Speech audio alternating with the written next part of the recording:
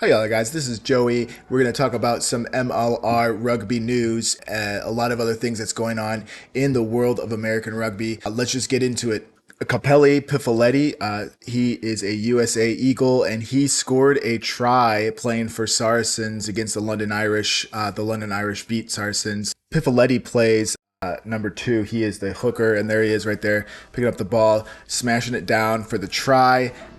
We also have this amazing try saver from AJ MacGinty. Look at this right here. Sneaks up behind the guy and blocks the for sure try. Look at the face. Look at this. So he's going in diving, and AJ MacGinty literally out of nowhere comes, slides his way and blocks the try. And it was a knock on. Unbelievably athletic move there. Likewise, there's been a lot of signings.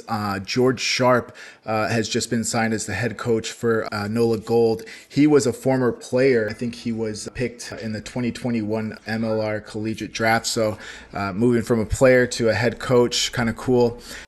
Likewise, we have a pair of signings for the Utah Warriors. Takaji Young Yen for New Zealand. Now, he played for the Provo Trappers, one of the four teams in Utah's Crossroads Cup competition.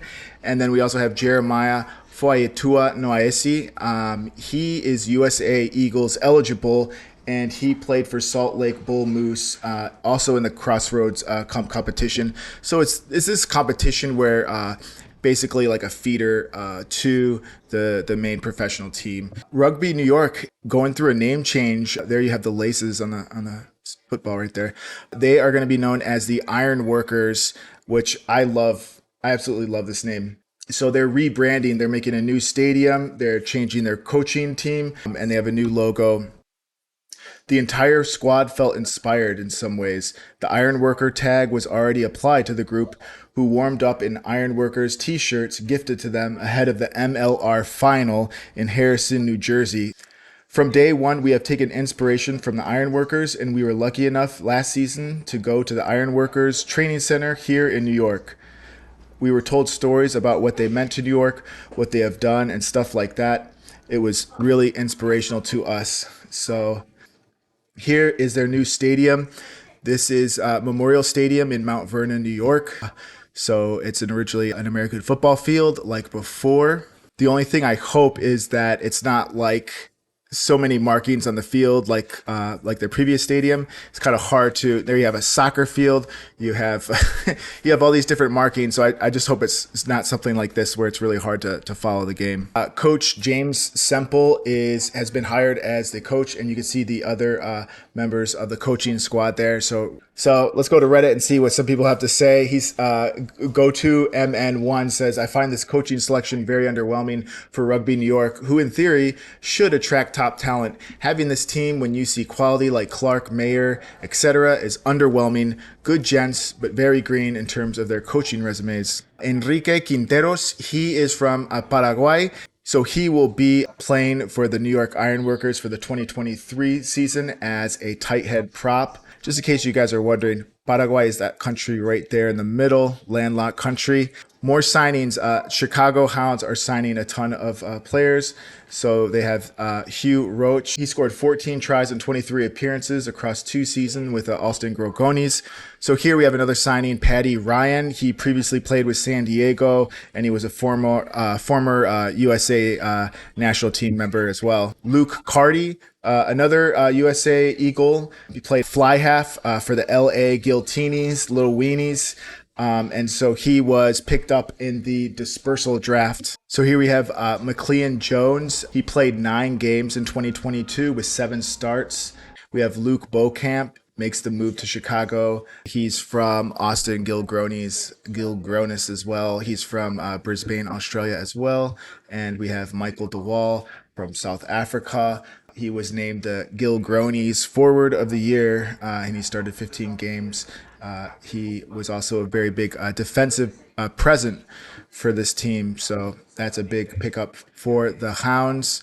NOLA signed some collegiate draft picks. So they have Chase Jones and Christian Olney for the 2023 season. Jones was a 6th overall pick ahead of Rogers from St. Mary's Gales. He was a first-team collegiate All-American in 2022. Toronto Arrows announced signing of Nick Hildebrand, who took a year off to recover from injuries from last year and was playing with the Houston SaberCats in the 2021 MLR season. This is really sad, in particular because I'm an Old Glory fan. Yeah, Luke Campbell, the Canadian international star, announced his retirement at just 30 years old. So he had an injury while on tour with Canada, and he just decided to hang up his boots and say no more. That definitely hurts Old Glory DC. And then the last thing I want to talk about is there was an article in ESPN Scrum recently talking about what happened with the Austin Gilgronis and the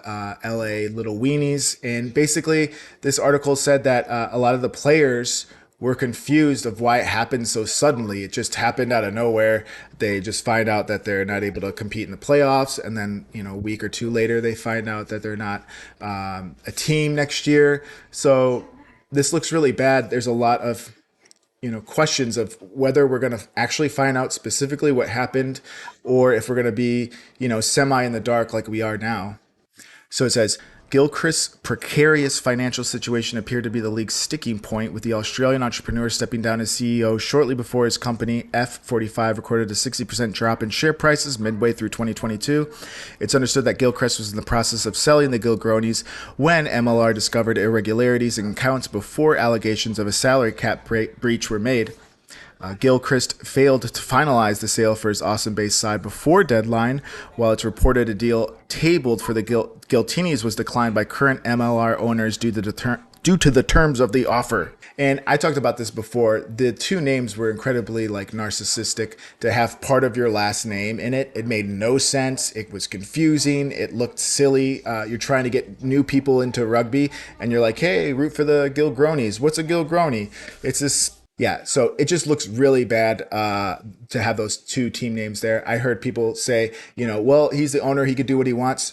Yeah, but you also have a responsibility to the community. You have a responsibility to the league and to the fans to make sure you have a stable product. And it just seems like he was taking advantage of the fans. And above all, it just looks really bad for the fans when you have two teams just disappear out of thin air like that. So I'd rather just not have them exist at all than to have this money when it's not used in the best ways. That's one of the things I like about rugby the most is its grassroots and it's tied to the community, and it needs to stay that way. So I hope you like this video. I'm going to be trying to make one once a week just to give you updates. February, we start the season of both MLR and Super Rugby Americana, or Super Rugby America, sorry. Really exciting. So check out my channel, like and subscribe, and I will see you next time.